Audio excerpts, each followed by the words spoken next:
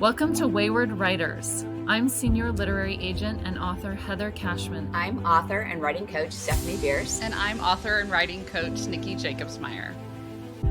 Our mission is to nurture and enrich established writers throughout their publishing journeys.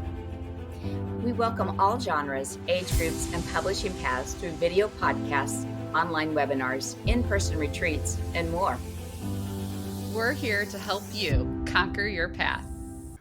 Welcome to this episode of Wayward Writers. We're very excited today to have with us editor Emily Settle from Feiwel Friends.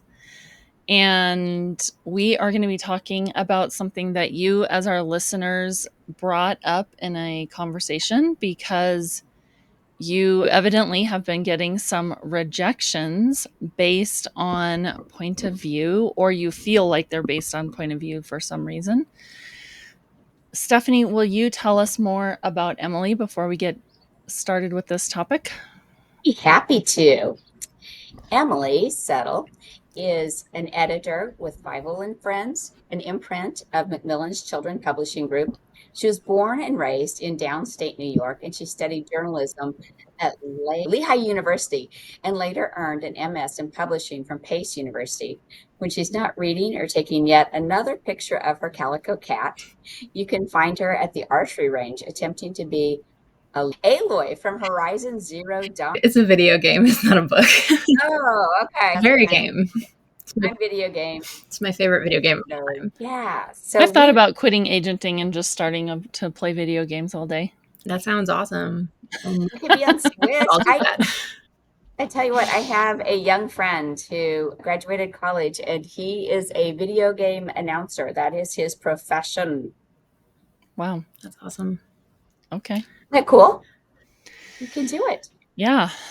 Anyways, but beyond video games, let's talk about point of view and whether third person point of view is disappearing or not. Because some of our listeners think it might be. And I would be sad if it is, because I love third person, especially close third person. Yeah, Emily, do you think this is a real issue? It's so funny. I was not aware that this was a conversation that was happening. I do stay in my editing cave most of my days, so I could just not be as in touch. I don't think it's going anywhere. I think there will always be reasons to use third person. There'll always be reasons to use first person. If anything, it might just be evolving, people using it differently. Maybe you see it more often where it used to not be quite as often.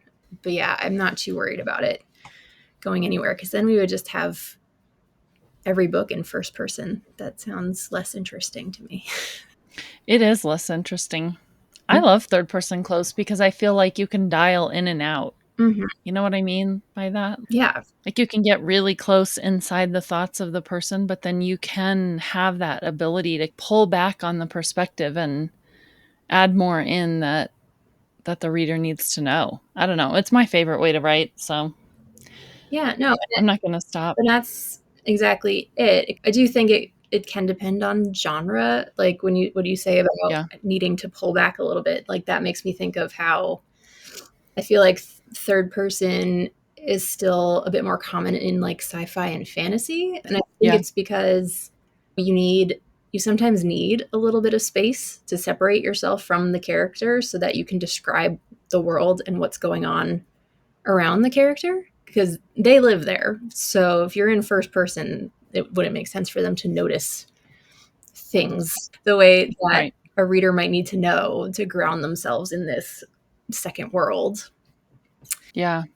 So yeah, the separation is fun. And you can also use that separation as like a plot device. I love an unreliable narrative. Mm-hmm. And it can be, I think you can do pretty much any trope or strategy or plot or anything. I think you could probably do most things in either first or third. It's really just about the vibe you're going for, the style of writing you want to use, how you think your characters would communicate with an observer, either unconsciously or consciously. There are a lot of factors. Yeah. As a reader, I see some genres are really heavy with first person right now. And I like to write close third, and I enjoy reading. I like both. I'll read both. But sometimes when it's in first person, I get tired of I, Yep. Yeah. but what genres I'm seeing when I'm reading like mysteries, I'm seeing a lot of first person mysteries. I'm seeing a lot of first person YA.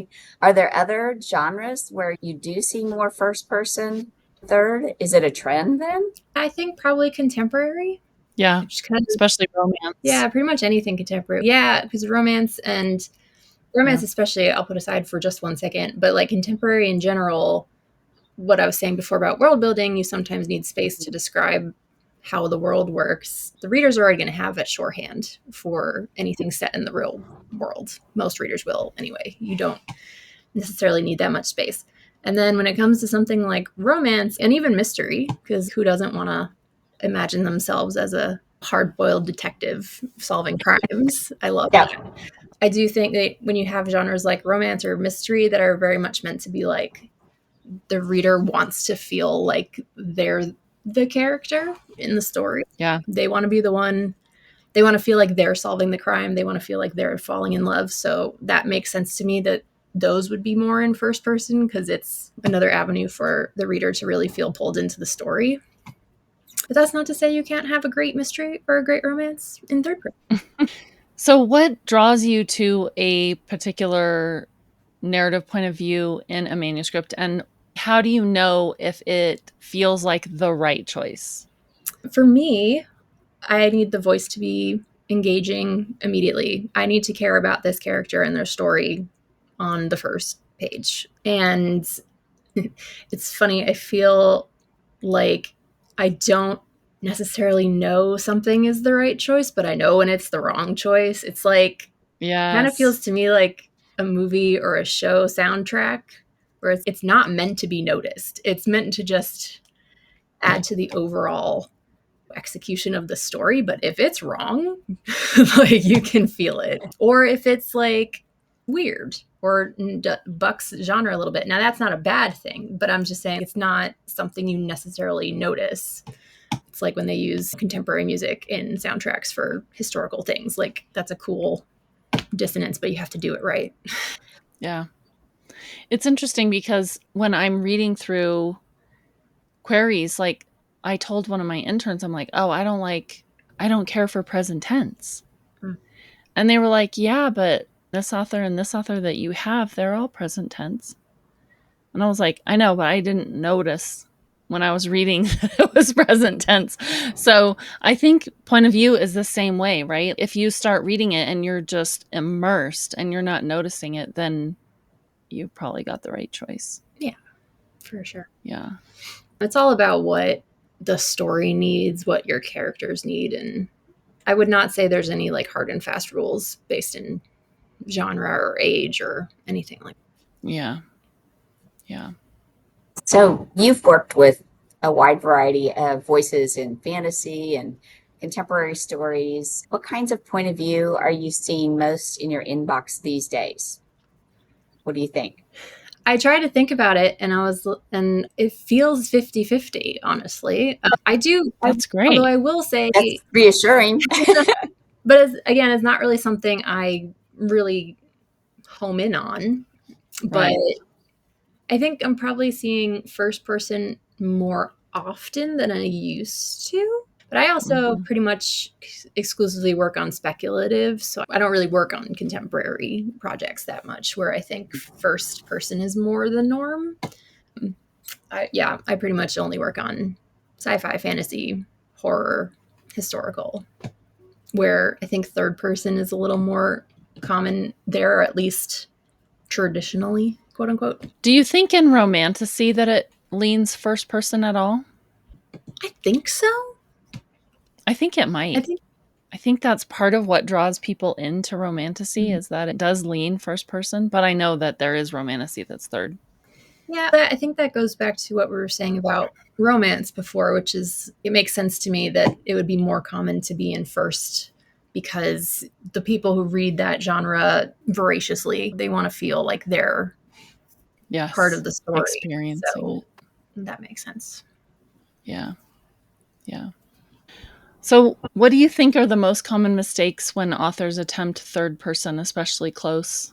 Definitely too much exposition, not enough dialogue. Yeah. Especially in like fantasy when you're building out a second world, because as the writer, you're going to have this entire world built into your head. You're going to know what the politics are. You're going to know what the history is. You're going to you're going to be able to see the map in your head. And there's always, I think, an instinct in a lot of writers, especially fantasy writers, that if they don't explain everything up top, the reader's going to be lost. And I think a lot of writers tend to overcorrect into putting in too much exposition, whereas I try to encourage authors to seed information in gradually as the story goes on, like as the reader needs to know something. Because, yeah, there's nothing worse than a wall of text between you and the story. Yeah, I see that too. And I do think one thing that does help with that, I think, for the flow of, even if you do need to put a lot of information up front, dialogue is really helpful. I've definitely read submissions where it's just page after page of just paragraph blocks with no one saying anything. And that's always less interesting to me, because you can learn a lot about characters through their conversation. More so goes to that old chestnut show don't tell. Yeah. Yeah, you can use dialogue to give the reader information. You can use dialogue to develop your characters and establish relationships and all this good stuff. And you don't necessarily need to just info dump on your reader. Yeah. It's good advice, no matter what point of view you're working in. Skip the more dialogue. Yeah. Can you share a title that you've edited that uses third person exceptionally well, and what made it work so effectively? Yeah, I brought visual aids. Yeah, I'm so excited. So this one just came out recently. So this is The Floating World by Axie O. Love that. Yeah, That's really a gorgeous cover. It's really pretty. So this is a YA fantasy inspired by the Korean folklore surrounding celestial maidens. There's a giant floating island, and Axie likes to describe it as Studio Ghibli girl meets Final Fantasy boy. It's so accurate if you understand what those two things are. Very cool. So this book actually, it's third person, and it's 3 different POVs. Wow. You get these 2 from the front, and then a third character who's more involved in like the politics of the world. And I think it really worked as third person because she could like hop between these characters who all had very different perspectives of what was going on in the world. And in this case, in this epic fantasy, there are like big earth-shattering, world-changing, end-of-the-world type things going on that are really big. And each character had a different piece of the overarching plot. So it really made this world that Axie created in her own brain. It really helped ground the reader because they had these 3, it triangulated the reader within the world. So I thought that was a pretty good example of it. You should read all of her books. She is really good. That made me think of, oftentimes I'll reject manuscripts because they have too many points of view, and they're given to me so quickly that I never really feel like I'm grounded in a character. And there are books though that I have read 3 points of view and loved. Yeah. So how often does that happen? And like, how soon is too soon to introduce that third character? And I'm sorry to put you on the spot. No, it's fine. I think, again, I'm sorry if I'm sounding like a broken record, but it definitely, I would still say it depends on what your story needs. Does your story actually need 4 different perspectives in it, or 3 different perspectives, 7 different perspectives? I will say once we get past 3 perspectives, I start getting very nervous if I'm going into a submission, but I'll still give it a shot. But there are definitely a lot of pitfalls with multi-POV. And I do think actually multi-POV has also seen a huge surge over the past couple of years. There's a lot more of them. Whereas, I don't know, it's okay. So it reminded me of this one time I did have a submission, and it came in and it had 3 or 4 POVs, and every single voice felt the same. I'm pretty sure they were all in first person. it was like 3 or 4 teenage girls who were all friends. So they had like similar mannerisms and similar experiences. And I ended up passing on it. And what I told the author was each voice needs to contribute something unique to the plot. Like you shouldn't have multiple POVs for the sake of having multi POVs. If you took a POV out of your book, it should break your book in order for it to be important. If you can just lift a POV out and everything is still okay and readable, then that POV was unnecessary. So I love that. That's really good advice. That's perfect. Yeah, it's perfect advice. Sweet. Yay, I'm being helpful. I love that. Yeah, no, that's very helpful. I think that's something, if you could look at your character, basically your character too. Mm-hmm. If you don't, that character, removing it doesn't break the book, you probably don't need them, do you? So to use Axie as an example again, in this book, that third character I went back and forth on a lot because it's like, our reader's going to want to know anything besides what these two know. But the thing with the world, what Axie's plot with there was a lot of like political machinations going on and like secret underworld dealings that these characters would have had no idea about, but were really important for the reader to know, to understand what was going on. So that's what that third character did. She would have still been able to write a really good book if she had just kept it to the two main, like the main boy and the main girl. But I don't know, it would have been tough to make sure the reader wasn't getting lost in all of the politics and history and that kind of thing that third character brought to the table. And it sounds that third character might have also added tension because the reader knows now that there are all these things going on that the other two don't know about. And so it kind of creates tension for them finding out, or how is that going to affect them? So it sounds like that might help pacing too. Yeah. And that third character was really interesting. His name was Jael, and he was an interesting character to follow too, because you didn't really know what he was going to do, like where his loyalties were going to lie, because he was the son of the general who was essentially the bad guy in the first book, but they didn't have a good relationship. But he's also like wanting to make sure he takes care of himself. It's like I love a character like that, where it's, are you going to do what works best for you? Or are you going to do the right thing? Or are you going to do characters like that? Yeah. So yeah, it depends. I do think another common mistake, especially in first person multi POV, I think sometimes writers fall into this trap of where what they do is they write a scene from character A's perspective, and then in the next chapter they go to character B's perspective of the same scene. And that really slows things down. Like as I said before, like each character should be contributing something unique to the plot that only they can give. So as you're writing, if you feel like you're writing the same scene 3 times from 3 different perspectives, it's definitely time to look at whether you need all those extra POVs, and B, or if you feel like you do, what can they bring to the scene that's different and new and necessary. Yeah, very good. So we are talking about first person narratives, and voice tends to be front and center. What makes a first person voice stand out for you? For me personally, it's definitely humor. I love a snarky character. I love a sassy character. So that's big for me. And this is going to be, I think that's different editors, different readers are going to answer this question very differently. For me, it's the humor. Is this a character I would want to talk to? Because I'm an introvert. I don't want to talk to anybody. So you have to make me actually want to care about this character. And I work in a lot of YA. That's primarily what I do. That's my bread and butter. Occasionally I come across when an adult is trying to write a teenager and try to make them authentically teen, they make them a little too angsty and like whiny. And I'm just like, don't need to do that. I don't need that. Yeah, Catcher in the Rye is the worst book ever written. I'll fight anyone who says it's their favorite book. I'm sorry. It's not fair. That's funny. Yeah. That was the worst. I hated having to read that in school. I think there are several classics that disappoint nowadays, but So have you ever gotten something that you just loved the premise on and thought, this really isn't working in this point of view, we should maybe try and switch it? Have you ever asked any of your authors to do that?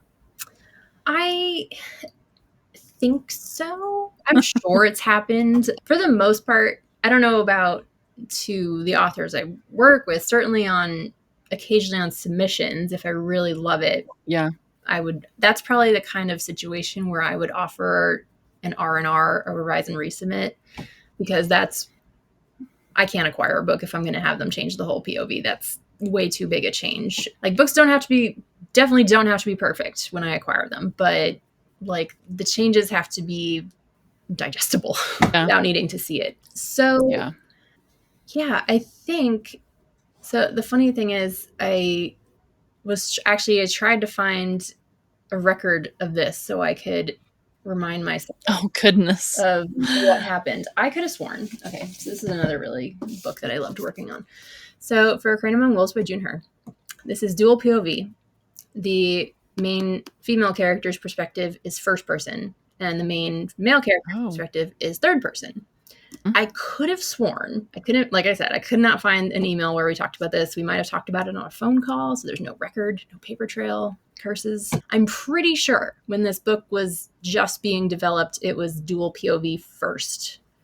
But the boy's voice wasn't quite clicking for her. And I don't know if it was me or she thought of it, I don't remember, but suggesting changing just the boy's perspective to third. And it made the whole project just click. Yeah. So there's any number of things. Maybe something that's, you can certainly play with it. That was also like, we were developing it this was my fourth book with June, who's been a delight to work with for many years. And so we were working on it on like a proposal. So she hadn't written like an entire novel in a certain POV, and then we had her go back in and change it. It was a sample chapter, right? But it's still, I think it's fair to think about it like that. It also makes chapter 42 hit extra hard. Oh my goodness, I'm gonna have so many books I have to buy now. I actually have a client who has a book on sub that is the same, has first person for the female character and third for the male, and I loved it. I absolutely loved it. I think that's proof right there that whatever works for the book is the point of view that you're going to have. It might even be two different point of views. That's interesting to hear. So you were talking about advice maybe that you would give to, because you've given some advice on switching point of views. What do you, when you're writing dual first person point of view, like especially in romance, what do you do to make voices distinct from each other? Yeah, that is a trick that writers have to develop for themselves. And I think the one bit of advice I could offer is a little writing exercise to try sometime if you want, which would be have one scene, one setting, and write the setting from each character's perspective and try to quote unquote, spot the differences basically of how they would describe the scene. So like, for instance, let's say we're in a YA novel, contemporary, there's two characters, they're in a coffee shop. If your first character is like an overachiever, type A, honor student, stressed out, they might talk faster. They might use shorter sentences because they're just trying to go fast. They could be competitive so that they walk into this coffee shop and they instinctually notice everyone in the space and make a note of the exit so they can leave immediately. I don't know. It could be anything like that. But then if your other character is like, maybe they're the busker there for the coffee shop with their guitar, and maybe they're just no thoughts, just vibes. They could have a dreamier quality to their voice. They might not use as big a words as the type A overachiever. And you can think about what they like. So if it's a musician, like if your character plays an instrument, they're going to be more sensitive to noises. So when they walk into a coffee shop, they're going to describe like the hiss of the milk steamer and people talking and the counter bell ringing. I don't know, things like that. So putting your characters through that kind of exercise where you try to write the same scene, but from their perspective, I think can help. It's a great suggestion. I think everybody's going to be trying that now. I like that. There you go. Yeah, I love it too. Shove both your characters into a coffee shop and see what happens. Okay. Or like super stressful situations too. I think like in different, You could put them in different emotional scenarios too. I don't know. Be interesting. Absolutely. How would your character handle, I don't know, with something terrible, failing a class? Or a test even. Yeah. Or how do they handle an older sibling going away to college? They could be really sad and nervous. They could be like already moving into their room before they even leave. Like it's, which I definitely did to my brother. I do feel bad about that, but I'd been sharing a room with my sister for so many years. I was ready to be out. Understandable. Yeah, and I've definitely seen them online. You can certainly find just like little trivia lists of trivia questions for any of your characters. Do they have tattoos? What's their favorite class in school?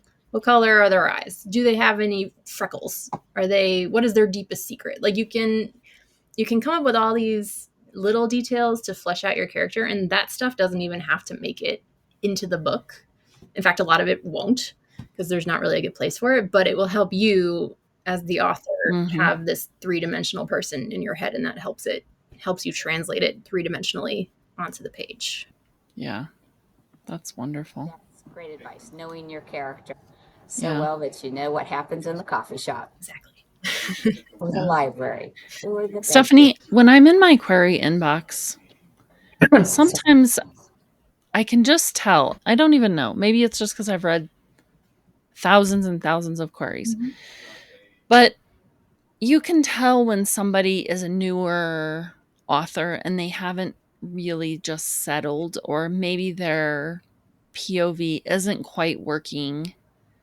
For you, is that just a pass, or is that something that you feel like you can work on? Because for me personally, I don't think I can help them with that. Yeah, I don't either. I would say if the like I said before, if the whole POV needs to change, that feels like something that's way too big to acquire something with. But I might offer a revise and resubmit if they want to try it. But yeah, there's some personal preference at play there. I feel like my editorial strong suit is really like world building, keeping plots nice and concise and tight. But some editors really like editing voice. Interesting. I don't edit voice very much. As long as it's coherent, I don't really touch author voice at all. Whenever I can. Yeah. You were just talking about that you work a lot with complex plots with the fantasy and the world building, and a lot of readers like a strong character, their interior life. Do you think that can compensate for a simpler plot? Yes, but only so far and for so long. Because I would agree. Because you have to remember, so each of these different voices, like if you have either multi-POV or even if it's just you have multiple, you're over a career, you have multiple books and maybe you prefer to write exclusively in first person or what have you. But no matter what you do, like the different voices are still coming from the same source, you. So even the best writers in the world can only make so many different voices actually feel naturally distinct from each other because they're coming from the same brain. Good point. And the character still needs to be working towards something that feels important, even just to them. As long as it feels important to them and you can get that across, the reader will start to feel more important. A good writer could write me a book about a character wanting a sandwich. And if they do it well enough, I will root for them for 300 pages to get that freaking sandwich. And if you're not as skilled, like you could be writing about how the world is going to end and they're going to lose their entire family and the person they love will never notice them. And I'll just be like, I don't care. If you don't have that feeling, if you can't imbue that kind of emotional stakes. And the other thing is, it's certainly a thing, depending on what the hook of your story is. Your voice can be the hook. That is definitely a thing. Where it's just like the style of writing or the perspective or the internal monologue is just so unique and different. When you get to like your second, third, fourth book, is it going to have that same voice to it? Because your books might start feeling less unique from each other. So yeah, I do think it's, and like you said, strong character, interiority. Can it compensate for simpler plots? Like, yes, only so far. But the opposite is also true. Like, your very interesting plot, like a very cool, complex, groundbreaking plot is gonna suffer if the characters don't have a strong interiority either. So you really need both, I think. Yeah. So work on all of it. Yes. Okay, that's what we're saying. Yep. You have to have the whole package. Yeah. Do you have a title that you've worked on that has a unique approach to perspective? And was that something you worked on with the author or that they just naturally came to you with? So it was so unique that I relied on her to know what she was doing. I didn't really work on it with her very much. But so this That's is fair. a middle grade fantasy in verse called The Song of Orphan's Garden by Nicole M. Hewitt. And this was Nicole's debut. And the two main perspectives are these two characters here. And this character is like a musician. She has a much more lyrical and flowy quality to her verse, whereas he's a giant. She's a human, he's a giant. And so he's more, I can't even describe it. She does it so well. But like you can tell reading like through, even if you're on a page where it's not labeled whose head you're in, like you can tell who's talking. That's brilliant. Yeah, it's really cool. It's a really cool book, and she used like all these different kinds of poetry, and she used them very specifically and strategically, and she's just brilliant. Beautiful. So a great study for us all. I could say that sounds like a good book to go really check fun. out and study for Yeah, voice and point of view. Yeah, definitely. really good. Highly recommend. Where do you think point of view is headed in the next 5 years? Are we due for a resurgence of omniscient, second person, experimental? What do you think? If I had to guess, I would maybe put my money on more experimental. I've definitely heard rumbles of interest in like mixed media storytelling. Yeah, I've heard that So too. it's like I've seen books come across, not to me, because I think so far it has really just been in contemporary with occasionally in the thriller style, but books that are told partially in prose, but partially in newspaper articles and like podcast transcriptions and Right. tweets and that kind of thing. And I do think it's interesting because the vast majority of authors writing teen literature are adults from a different generation. So I will be interested to see how kind of those perspectives shift to feel more natural to the current teen generation that has known nothing but the internet. Like I remember a time Yeah. internet, but teens these days do not. Yeah, I don't know. Yeah. It'll be interesting to see what comes up next. I think that generational thing almost creates barriers for selling because when you have a historical novel, I was actually just giving a critique yesterday and talking to somebody who had a novel set in the 80s, and she had a critique partner who was like, this is abuse. And the author was like, in the 80s, we didn't call this abuse. Yep. In the 80s, we looked at this differently. And so my character is being authentic to the history and the time that she lived in. Mm-hmm. And the critique partner was like, I don't think that's a very good message to be telling. So I think it does create, like, there are these barriers that we have when we do have authentic voices and we do have authentic points of view, but sometimes they just are very difficult to translate into the modern world and the modern reader and, you know, what you want to be putting out there. So anyways, very difficult sometimes to get your point of view correct. Yeah.